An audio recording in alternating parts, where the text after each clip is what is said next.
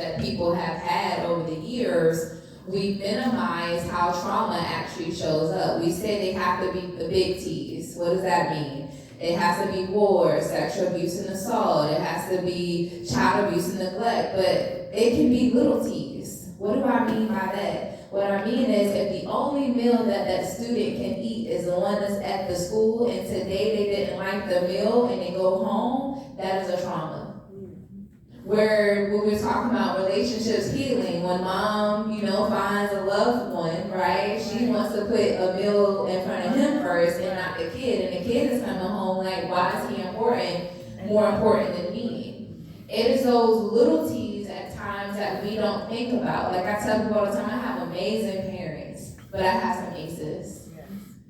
I had some amazing parents, but they were not emotionally or mentally available for me, so I grew up hating who I am. It took me 2 days ago on my Facebook, you can just go to Mylira Arena, it literally says, it took me to 30 years old for me to know how dope I am and how people should be in my space.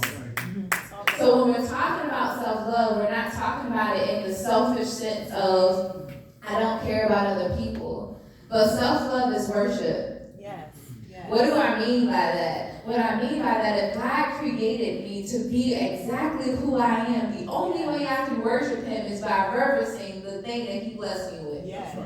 We are all out here masterpieces trying to masterpiece, but what we end up doing is we literally go with what the world says we are and not who God tells us we are. He says we are a royal priesthood, a holy nation, and a peculiar people. In Psalms 139, he said, before you even move a muscle in your mother's womb, I knew every day of your life, and I said I loved you before anyway.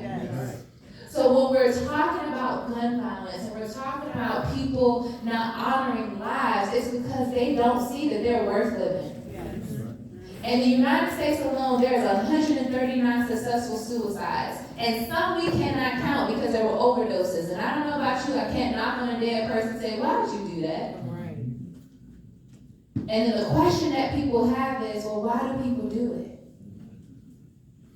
I had the honor and privilege of working sort of kind of in Hollywood. So when Twitch killed himself, the first question everybody asked me was like, Mylira, why? He was just celebrating with his wife, and Ellen was about to give him a promotion. He was about to be the second person in charge. Why would he take his life? And I said, it's never about what I have, but it's about what I don't have.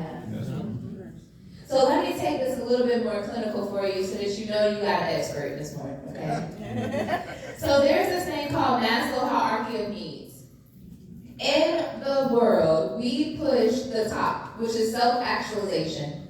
That's when you have reached your best life. You got your degrees, you got your career, you got your family, everything looks great. But we don't talk about the first two.